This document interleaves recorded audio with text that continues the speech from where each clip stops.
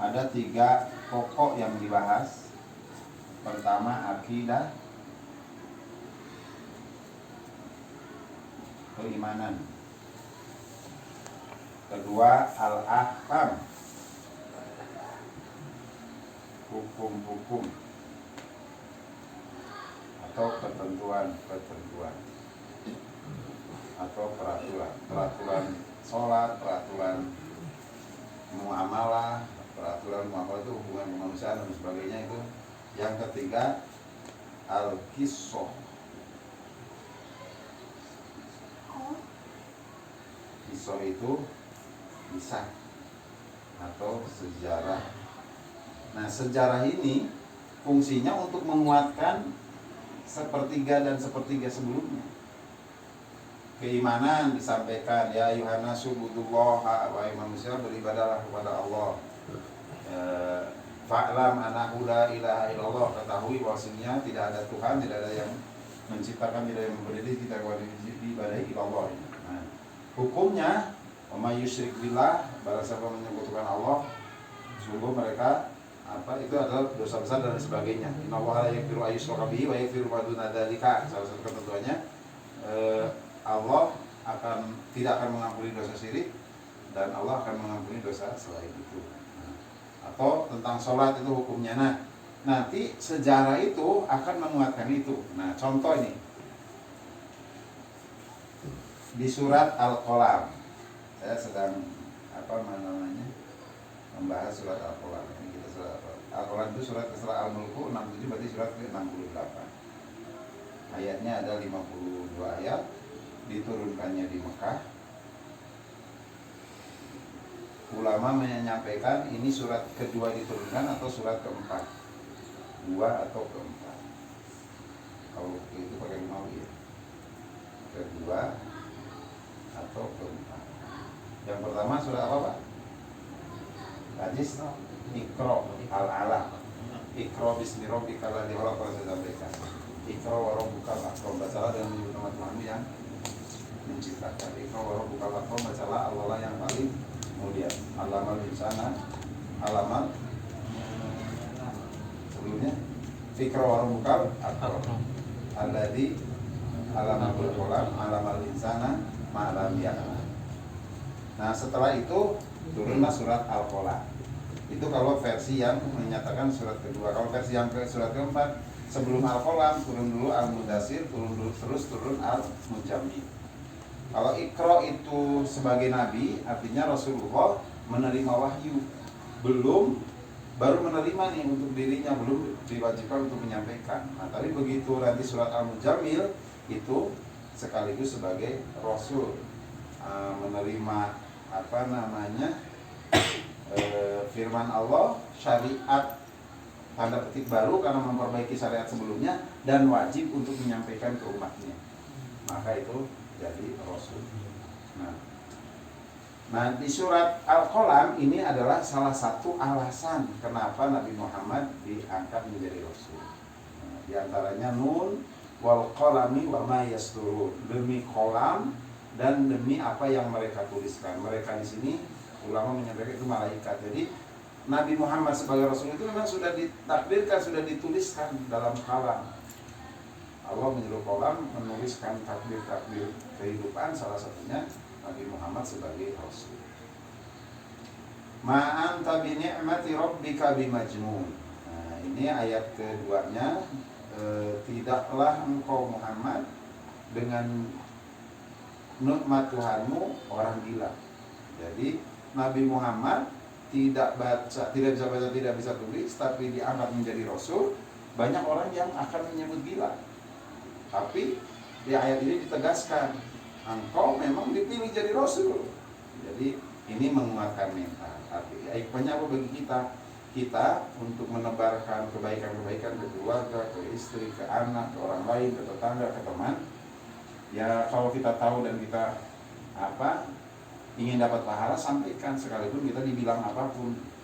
Ya Nabi Muhammad ya karena sudah ditugaskan menjadi Rasul, terus kemudian mendakwakannya, ya sampaikan sekalipun banyak orang yang mencemoohnya. Di ayat ini dikaitkan dengan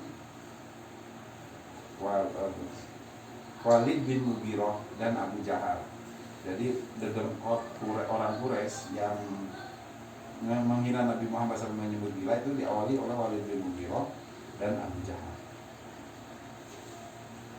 Nah, padahal nanti Walid bin Mughirah punya anak Khalid bin Walid nanti masuk Islam, tapi setelah perang Uhud itu udah masa akhir Rasulullah. Ketika perang Uhud itu Khalid bin Walid masih pemimpin pasukan perangnya Quraisy dan mengalahkan umat Islam, tapi kemudian Allah memberi hidayah beberapa waktu setelah itu beliau masuk Islam. Tapi bapaknya tidak. Bapaknya namanya Walid bin Mughirah sama dengan Abu Jahal.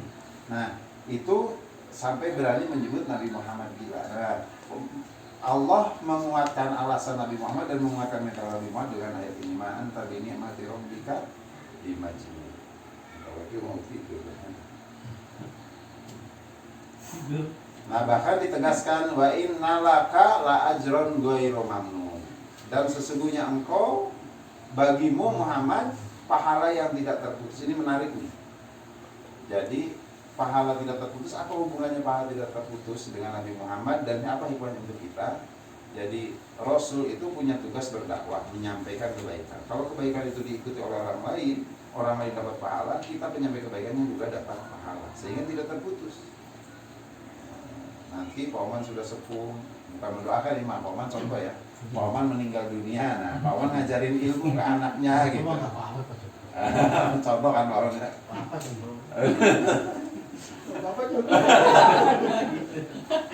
Nah, pahalanya tuh akan ngalir gitu.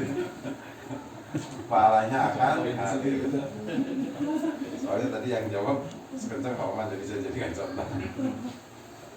Wa innalaka la ajron ghairu mamnun. Ini untuk Nabi Muhammad, tapi hikmahnya untuk kita adalah kita mesti semangat berdakwah, semangat menyampaikan kebaikan. Wah, saya kan bukan ustaz, pasti kita punya pemahaman mana yang baik yang kita bisa aja yang disampaikan. Nah, anta bi ni'mati rabbika innalaka la ajron. Bahkan ditegaskan di ayat keempat, wa innaka ala khuluqin azim. Jadi penegasan keempat itu untuk Nabi Muhammad itu, dan sesungguhnya engkau memiliki akhlak yang terpuji. Apakah hikmahnya untuk kita?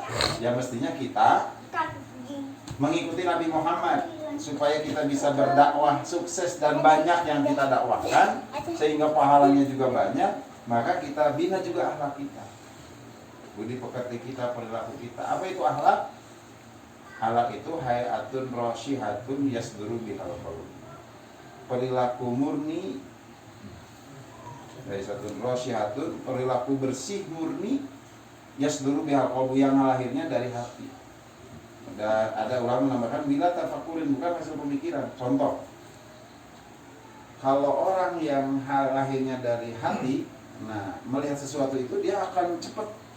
Misalnya contoh paling sederhana di kitab Minhajul Muslim itu, ketika ada duri di jalan, kalau orang berakhlak mulia itu akan dibersihkan tanpa harus nunggu kerja bakti gitu, tanpa harus menunggu pengumuman RT gitu, tanpa harus dipikirkan dulu ini ada duri, dipotong dulu, dicatat dulu durinya ada berapa, keburu orang lewat gitu. Tapi kalau itu menjadi akhlak maka segera dipinggirkan. Demikian juga sikap-sikap yang lain. Ketika itu spontan, nah enaknya spontan. Ketika itu spontan, maka itu akhlak. Makanya akhlak kebagi dua, ada mahmudah, ada mazmumah. Terpuji ketika spontanitasnya baik-baik. Ketika spontanitasnya buruk-buruk, berarti dia akhlaknya tercela. Lihat orang yang sebel, pengennya mukul, bahkan mukul beneran, nah itu berarti akhlak tercela. Tapi kalau lihat anak yang ini kemudian dia usap, dia nasihati lah, berarti dia akhlak terpuji. Awalnya anak siapapun gitu. Tapi tentu dengan cara-cara yang baik juga. Nah itulah anak akhlak Nabi Muhammad itu. Wa innaka ala khuluqin azim. Akhlaknya agung, azim itu agung. Nah yang menarik di ayat ini Allah menyebut akhlak Nabi Muhammad besar. Nah besar itu kan relatif. Ibarat kita lihat benda, ada benda, ada benda apa ya, misalnya ada bola lah, nah, bukan bola lah, batu lah, misalnya batu. Kerja bakti nih di masjid ngangkutin batu. ada batu yang segede ini gitu misalnya. Kalau yang disuruh nano angkat batu, nggak berani, itu besar karena menurut nano. Tapi bagi panugraha, itu mah enteng. Nah, lebih gede lagi bagi nano udah lebih besar lagi. Tapi bagi panugraha, itu baru besar tuh, misalnya 5 kali itu. Tapi bagi yang kuat, misalnya tukang, ini mah enteng lah. Nah, artinya apa? Sesuatu itu ketika disebutkan oleh yang besar, maka memang bermakna besar. Tapi oleh anak kecil, belum besar pun disebut besar. Nah, ini akhlak Rasulullah disebut agung oleh Allah yang Maha Agung. Nah, berarti kan Rasulullah memang luar biasa. Nah, makanya hikmah bagi kita, ya banyak-banyaklah mengkaji akhlak Rasulullah supaya kita pun ketularan sebagian lah dari Rasulullah, dan banyak-banyaklah belajar ke orang-orang yang besar, supaya kita ke bawah besar, dekat dengan pasukan itu. Besar ilmunya, besar perilakunya gitu, sehingga kita akan ke bawah. Wa innaka ala khuluqin fasatubsiru wa yubsirun. Nah, sampai ini menguatkan mental Nabi Muhammad. Engkau akan melihat, dan mereka pun akan melihat, bi ayyikumul maftun, siapa sebenarnya yang mendapatkan yang terputus, siapa sebenarnya yang gila. Nah, katakan gila. Siapa sebenarnya yang enggak waras, kalau bahasa kasarnya. Nanti akan ketahuan. Jadi terus aja beramal. Nah, ini mengingatkan kepada kita jangan sampai putus semangat memakmurkan masjid, jangan sampai putus semangat membangun keluarga, jangan sampai putus semangat membina keluarga, jangan sampai putus semangat mengelola pengajian, Pak Haji, terus semangat gitu. Karena nanti ada hasilnya gitu. Walaupun orang-orang ada yang mencemooh misalnya. Kalau di surat Al-Maidah itu wala yakhafuna laumata la'im, jangan takut dengan celaan orang-orang yang tercela. Nah, siapa yang bi ayyukumul maftun? Siapa sebenarnya yang akan gila? Nah, di tafsirnya sebenarnya justru Abu Jahal dan Abu Lahab lah ya. Bahkan salah satu kisah itu menyampaikan ada orang Quraisy kafir yang benci kepada Nabi Muhammad sampai benar-benar bukan hanya mengharapkan Nabi Muhammad diusir, kalau bisa dibunuh. Tapi di masa akhir itu mereka sendiri yang seperti gila, punya ketakutan kalau ada Nabi Muhammad, karena dia pernah mendengar bahwa nanti yang akan terbunuh oleh kaum muslimin dan pasukan Nabi Muhammad adalah si dia, saya lupa namanya. Nah, dan orang itu tahu kalau Muhammad sudah mengucapkan pasti akan terjadi gitu. Jadi akhirnya dia takut sendiri. Walau alam kisah terbunuhnya, tapi sampai mengalami ketakutan. Tapi karena tidak ada hidayah, tidak masuk Islam. Makanya di ayat berikutnya, innallaha huwa a'lamu biman dhalla an sabili wa huwa a'lamu bil muhtadin. Sesungguhnya Allah mengetahui siapa yang mendapatkan petunjuk, siapa di jalan Allah, di siapa yang sesat dari jalan Allah, dan Allah mengetahui siapa yang mengikuti petunjuk. Jadi ya Nabi Muhammad terus saja berdakwah terus. Allah yang ngurusin hidayahnya, Allah Maha tahu siapa yang mendapatkan petunjuk, siapa yang tidak. Sampai 13 tahun berdakwah di Mekah itu masih tidak banyak ya. Sampai Rasulullah tertekan kemudian hijrah ke Madinah. Tapi tidak pernah berhenti. Walaupun yang saya ingat dari sejarah itu dua tantangan, dua tawaran, dua penawaran. Muhammad, kamu sebenarnya pengen apa? Pengen kekuasaan, pengen harta, atau pengen wanita? Udah, kamu jangan banyak kalau kita jangan banyak beraktivitas, jangan, kalau bahasa kita mah keinginanmu dipenuhilah. Tidak perlu caper dengan berbagai aktivitas, tidak perlu banyak bertingkah. Kamu kalau ingin wanita, aku pilihkan. Nah, itu negonya Abu Jahal dan Abu Lahab. Kalau ingin harta, sebagian hartaku bisa aku kasihkan. Kalau pengen kedudukan, juga aku kasihkan posisi gitu. Karena engkau pun dari keluarga terhormat. Tidak perlu merusak peribadahan kami, tidak perlu merubah peribadahan kami. Tapi Nabi Muhammad tidak mengikuti itu. Nah, tawaran kedua, Abu Thalib dilobi oleh Abu Jahal dan Abu Lahab supaya memberhentikan dakwahnya Nabi Muhammad, dan kalaupun tidak supaya bergantian. Jadi Muhammad, kami akan ikut kamu, sholat seperti kamu, ibadah seperti kamu, tapi kamu ikut kami, sehingga tradisi Arab, tradisi kami, leluhur kami tidak berubah. Kami tetap bercabang berhala, kami tetap bisa melakukan sesembahan berhala-berhala di sekitar Ka'bah. Nah, tawaran itu sama Nabi Muhammad justru malah, seandainya matahari ditaruh di tangan kananku, bulan ditaruh di tangan kiriku, aku tidak bakal berhenti dari berdakwah. Sehingga membuat Abu Jahal itu jengkel, sampai akhirnya mereka kumpul di Bidarun Nadwa untuk menghabisi Nabi Muhammad. Maka kemudian Nabi Muhammad hijrah. Nah, di ayatnya tadi inna rabbaka huwa a'lamu man dhalla an sabilihi wa huwa a'lamu bil muhtadin. Allah Maha mengetahui siapa yang sesat, siapa yang mengikuti petunjuk. Wala tuti'il mukadzibin. Nah, rumusnya dalam berjuang di kebaikan, menjadi pengurus masjid, mengelola majelis taklim, membina keluarga dan lain sebagainya, kalau kita salah curhat, kalau kita salah bergaul, itu akan ketemu dengan para pendusta. Wala tuti'il mukadzibin. Dan pendustaan yang paling dahsyat adalah yang tidak yang mengingkari kebenaran dari Allah, mengingkari Al-Quran, mengingkari Sunnah. Itu kedustaan yang paling tinggi. Dia bersyahadat tapi dia tidak mau beribadah kepada Allah. Nah, itu mereka juga tidak tinggal diam. Kalau kita bicara Indonesia saja, nah, banyak orang yang ngaku Islam dan lain sebagainya, tapi benci ke masjid juga ada gitu. Naudzubillah. Atau paling tidak dia membuat sesuatu yang supaya orang jauh ke masjid. Nah, di situ bagian dari dusta. Wala tuti'il mukadzibin. Jadi pertama sesat, Allah tahu. Kedua, dia berdusta. Nah, terus ayat berikutnya, wala tuti'il mukadzibin waddu law tudhinu fayudhinu. Nah, para pendusta itu mereka juga punya harapan kompromi. Waddu, mereka berharap, law tudhinu, seandainya engkau Muhammad lunak, fayudhinu, maka mereka pun akan lunak. Yang tadi salah satunya tadi yang lobby tadi. Muhammad, kamu kalau ingin apa dipenuhi, tapi jangan melarang peribadahan kami yang lalu, dan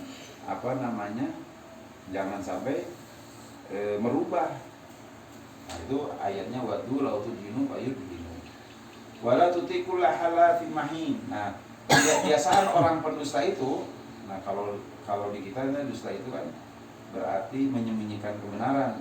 Nah, dia tidak mau mengamalkan kebenaran walaupun dia tahu misalnya.